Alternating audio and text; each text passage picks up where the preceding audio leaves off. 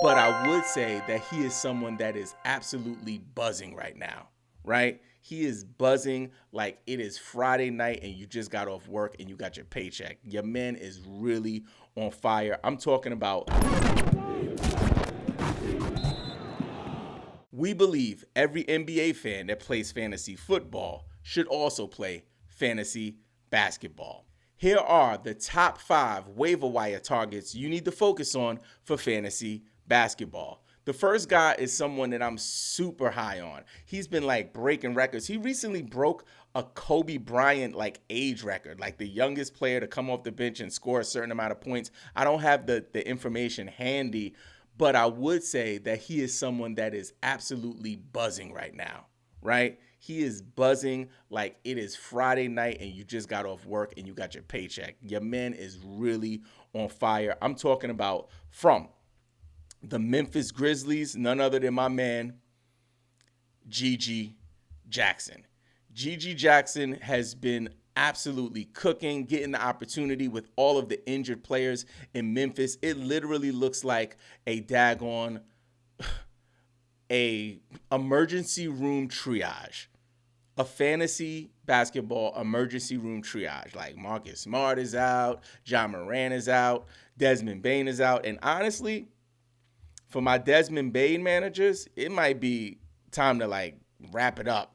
You might need to see what you can salvage because, I don't know what it's going to look like when he comes back. I don't know if they're going to prioritize getting him minutes or even if they want to risk him getting injured. So that's something to be mindful of. But to bring it back to Gigi, he is definitely one of the recipients of the minutes, usage, and opportunity with all of these banged up players. Over the last 7 days, Gigi Jackson is averaging 28.8 minutes per game.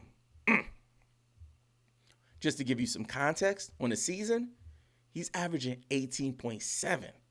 Come on, man. That is a huge jump, like 10 minutes extra, right? Over the last 7 days, 19.3 points. What? Huh?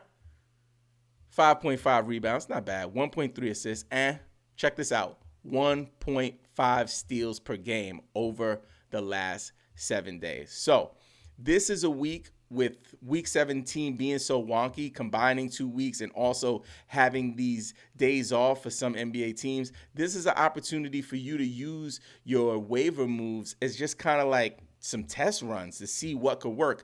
This young man, especially in dynasty formats, is someone you would hold and want to see what happens with him. For redraft leagues, for category and points, even Roto, this is somebody you want to just kind of keep on your roster and see how he develops over the next couple weeks. Because as we get down into the fantasy basketball playoffs, there are typically players like this who can be the X factors, if you will, in terms of your pursuit for a championship. The next player we want to talk about is somebody that should be on rosters and someone that I see is available in a lot of spots. If you have the room for him on your roster, I would definitely try to grab him because there's a ton of opportunity for him right now from the Charlotte Hornets, Nick Richards. Nick Richards is only rostered in 9.8% of ESPN leagues. I'm sure that's a lot higher on Yahoo, but he is available and widely available in a lot of spots, especially if you're in a shallow league. He'll likely be available. I would give him a shot. Over the last 7 days, he's averaging 29.6 minutes per game, 10 points per game, 8.6 rebounds, just knocking on the door of maybe averaging a double-double. So somebody you want to keep an eye on is Nick Richards. The next player we want to take a look at is someone who is in a new setting, and I think this could give him, almost like new life. You know what I'm saying? Like they giving him mouth to mouth. Hey, yo. They giving him mouth to mouth with the fantasy. Sorry. With that being said, the guy that I'm talking about, I've seen him for a while in fantasy, just never been really relevant, but I have a feeling that something is about to go down from the Charlotte Hornets, newly added to the Charlotte Hornets, Trey Mann. Trey Mann's numbers are not crazy, right? Over the last 7 days, he's averaged 27 minutes a game, which is great. 9 points, 4 rebounds, 9 assists, 2 steals, which is really good.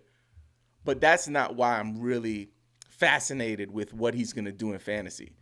The fact of the matter is, the Hornets are not playing for anything. They look like they're going full-on rebuild mode. Like, they got Hayward out of there. They got P.J. Washington out of there. LaMelo's banged up, and there's no telling when he's going to come back or if they have any type of incentive or, plans to bring him back, right? They started Trey Mann in his first game with the Hornets on February 10th versus Memphis.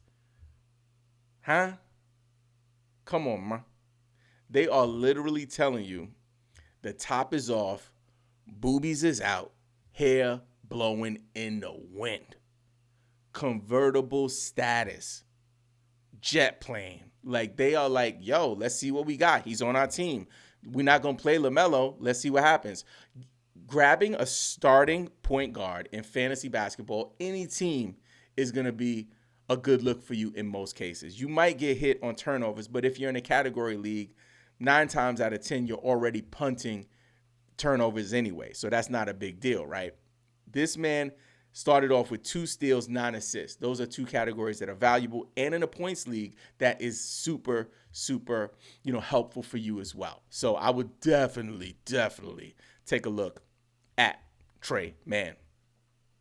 The next brother I'm taking a look at is someone that I talked about in our last episode, and I will continue to be on the hilltops about this guy. I think with the trades that were made at the trade deadline, they are going to set him up for success. And again, it's not a sexy name. It's not somebody that I've ever mentioned on this channel except for the last 2 or 3 weeks. And now he is a mainstay for the 2023-2024 season for fantasy. None other than your friend and now mine, Marvin Bagley III.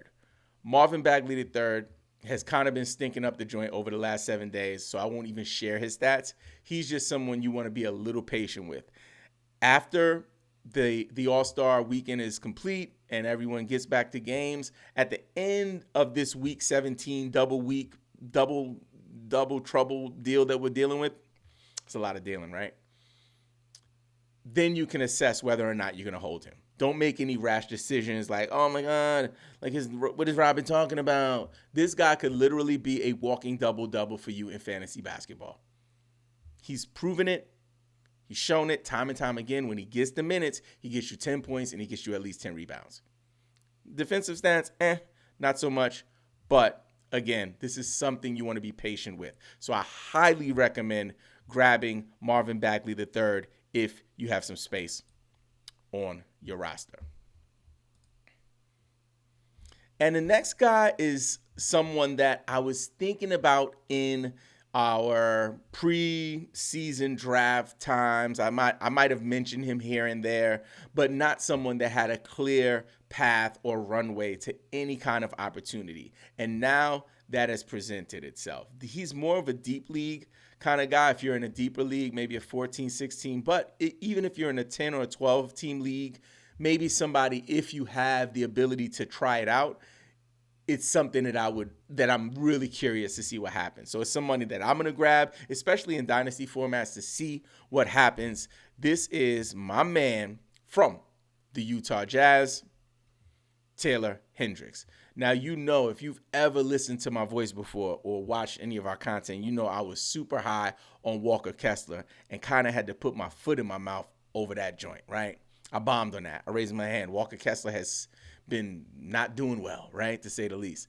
Taylor Hendricks is going to get some run with Kelly Olynyk leaving town. I think this is a good opportunity to grab him now and just to see what happens. So he's only really played recently, right? He's kind of been on the bench for the most part. You know what I'm saying? He's played in just a handful of games this season, but somebody I would definitely take a look at.